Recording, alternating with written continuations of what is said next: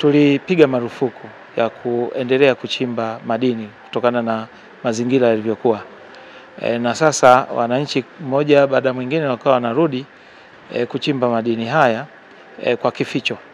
Lakini leo bahati mbaya imetokea kwamba vijana wetu wawili, mmoja wa kike, mmoja wa kiume, wamepata ajali ya kufukiwa na kifusi.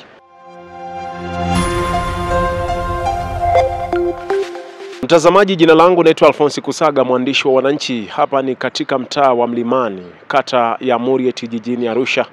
Tumekuja kuripoti tukio la watu wawili wamefukiwa na kifusi katika eneo la Mlima CCM, ambako shughuli zinazofanyika hapa ni uchimbaji wa moram kwa ajili ya ujenzi na kuweka kwenye barabara. Lakini inaweza kwamba mwanaume huyu alikuwa anachimba eneo la hili la kifusi, lakini baada ya muda akaja binti ambaye shughuli zake ni za kuuza matunda. Wakati anamuuzia mwanaume huyo matunda, kifusi ama ngema ikaanguka na kuwadondokea. Lakini watu mbalimbali wakachukua hatua za haraka na kuwakimbiza katika kituo cha afya cha Murieti.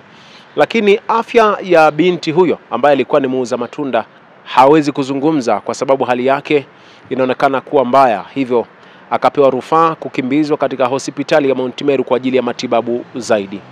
Lakini inaeleza kwamba katika eneo hili lilishapigwa marufuku kwa ajili ya watu kuchimba moram, lakini watu wamekuwa wakikaidi, hivyo walikuwa wanachimba kinyume na taratibu. Mkuu wa wilaya ya Arusha, Mheshimiwa Josephat Mkude, amefika katika eneo hili na kuzungumza, lakini vile vile amefika katika kituo cha afya cha Murieti kwa ajili ya kuwajulia hali majeruhi ambao wameangukiwa na kifusi hicho. Ameumia kwa bahati mbaya. Sasa anatakiwa tumuulize, maana tumetoka hapa hospitali ya Murieti, tumeonana na mganga mkuu. Amesema kwamba yeye alivyowapokea yule mmoja hana fahamu. Alikuwa anavuja damu, ameumia kichwani, alafu ameumia na sehemu ya tumboni na njia ya uzazi inavuja damu. Sasa ndo akasema kwamba amepelekwa Mount Meru.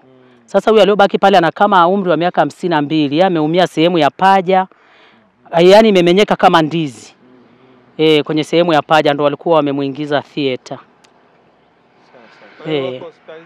Wako mmoja yuko hapa mmoja mpelekwa Mount Meru, yule ambaye yuko hoi. Alafu huyu mwingine wamemweka yuko hapa Murieti.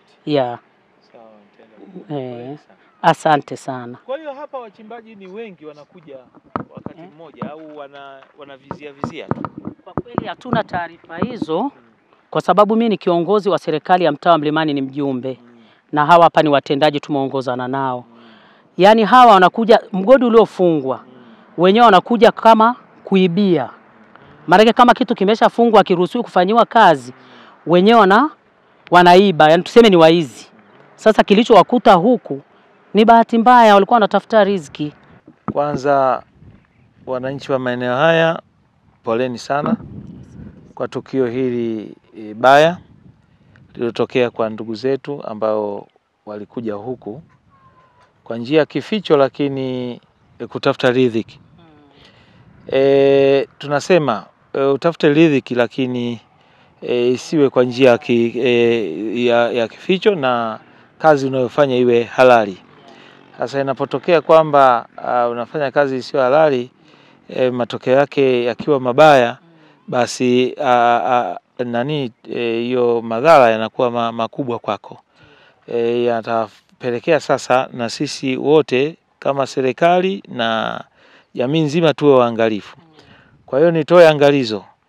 Katazo lilo la mwaka 2016 bado halijatenguliwa katika maeneo haya. Hivi basi lazima wananchi waone kwamba katazo lile lilikuwa na misingi mizuri ya kunusuru maisha yao. Kwa hiyo basi watafute vigezo vile vinavyotakiwa vya kitaalamu. Vipo vigezo vimeelekezwa kwamba ili uchimbe kwanza lazima uwe na chombo cha kuchimbia kama vile excavator ambayo inaweza ikawa na uwezo wa kupangua mawe na baadaye kupata udongo unaotakiwa kwa kuchimba. Kwa hiyo nitoe msisitizo wa lile katazo bado halijafutwa na ofisi yangu itaendelea kutoa katazo hilo. Kwa misingi hiyo kama kuna watu wanakuja kwa kificho, nitoe maelekezo kuanzia watendaji wa mtaa, wa kata, lakini pia na afisa madini uwe unafanya ukaguzi wa mara kwa mara huku kuhakikisha watu hawazamii huku kuja kuchimba madini pasipo ruhusa. Kwa hiyo mimi nirudie kuwapeni pole, lakini muwe walinzi nyewe wenyewe kwa ajili ya afya na afya zenu, lakini pia kuwa waangalifu wa maisha yenu pia. Pata ni ajali hiyo ya kifusi na walifikishwa hapa. Kwa hali ambayo tuliwaona, mmoja alikuwa vibaya zaidi ambaye alikuwa ni mdada. Hatukuweza kufahamu jina lake, na kwa bahati mbaya hali ilikuwa mbaya kiasi kwamba hawezi kuongea. Alikuwa ameumia sehemu ya kichwani, lakini pia akiwa akitoka damu. Sawa. Sasa sehemu za chini huku kiasi kwamba ilibidi tuanze kumsaidia, tupunguza zile damu, tufanye vipimo vya awali kaendelea vizuri, lakini katika harakati zile za kumsaidia asiendelee kupoteza damu, sasa tukajua kwamba aliumia sehemu ya chini ya tumbo na majeraha mbalimbali sehemu zingine za mwili pia alikuwa ameumia. Kwa hali ambayo alikuwa nayo, baada ya kumpa zile huduma za kwanza, alivyokaa vizuri, ikabidi tumpe rufaa kwenda Mount Meru. Na kapoteza damu nyingi, lakini mpaka ameondoka hatujaweza kujua jina lake. Na watu ambao tulikuwa nao ni wale naweza kusema labda ni wanafabiana katika kazi, ndio waloweza kufika. Kwa hiyo tayari ameshaenda na ambulance. Bado tutaendelea kufuatilia taarifa kwamba itaendeleaje, lakini kwa matarajio yetu tunategemea watampa huduma kwa haraka, kwa sababu sehemu alizoumia ni kichwa na kama nilivyosema sehemu ya tumbo, sehemu ya chini. Kwa hiyo nadhani Mount Meru wataendelea naye na tutapata mrejesho kwamba watakuwa wanaendeleaje. Mwingine naye mpaka sasa kwa mimi sijamfahamu jina, ila madaktari wako wanaendelea naye, yuko theater. Ameumia zaidi sehemu ya mguu na wanataka kumshona na kumsafisha, kila kitu kiendelee kukaa sawa. Huyu wa pili kidogo ana afadhali, lakini kwa bahati mbaya mimi nilikuwa na majukumu mengine labor ward, kwa hiyo sikuweza kufuatilia kwa ndani.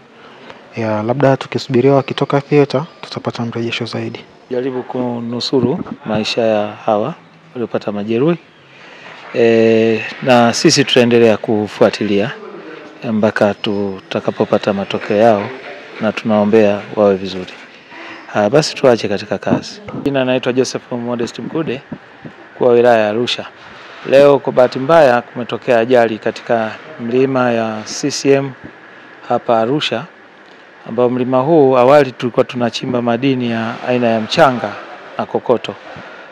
Lakini kuna wakati fulani kuonekana katika hali ya hatarishi kwa mlima huu, tulipiga marufuku ya kuendelea kuchimba madini kutokana na mazingira yalivyokuwa.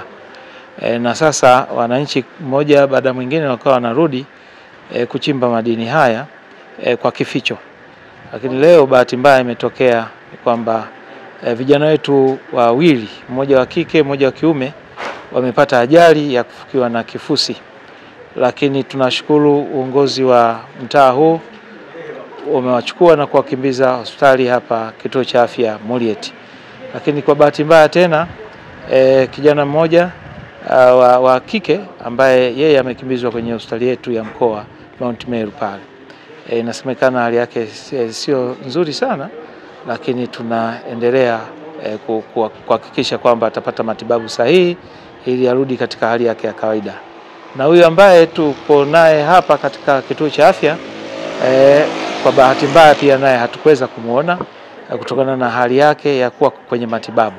Kwa hiyo tumetoa nafasi kubwa kwa madaktari wetu waendelee kumshughulikia ili hali yake iwe nzuri. Basi nirudie kusema kwamba tunazo kazi nyingi za kufanya, lakini pale mahali ambapo serikali inaona ni kazi hatarishi, basi wananchi wawe wasikivu na wawe wavumilivu pia kuona ni kwa nini serikali inatoa maelekezo ya katazo katika maeneo hatarishi. Basi niombe wasiendelee kuchimba maeneo yale ambayo yamekatazwa, na badala yake waende kwenye maeneo ambayo yanaweza yakatumika kwa uchimbaji wa madini haya. Bado tunao maeneo mengi na madini ya kutosha, madini ujenzi ya kutosha yanaweza katosheleza kabisa kwa ujenzi tunaohitaji kujenga katika mji wetu wa Arusha. Lazima tuchukue hatua kwa wale ambao wanakuja kwa kificho kwa misingi ya kuiba kifusi katika maeneo tuliyokataza. Nimetoa maelekezo kwa watendaji wa mitaa, lakini pia watendaji wa kata na walinzi wa getini pale kuhakikisha kwamba kila mtu anaingia kuchimba madini pale wanamfahamu, na pia ana leseni, lakini pia ana kibali kutokana na kutimiza vigezo. Na vigezo vyenyewe ni kwamba lazima awe na mashine, lakini awe amejiandaa kikamilifu kujikinga na hatari yoyote inaweza kutokea wakati wa kazi. Tumepata maelezo ya viongozi na wananchi wachache waliokuwepo pale kwamba yule mwanamke alifika pale kwa ajili ya kufanya biashara ya ndizi, kwa kuuza ndizi kwa wateja wake. Wateja wake ni wachimbaji. Sasa ajali ilipotokea, kwa bahati mbaya imemkuta huyu mwanamke akiwa kwenye biashara zake karibu na wateja wake.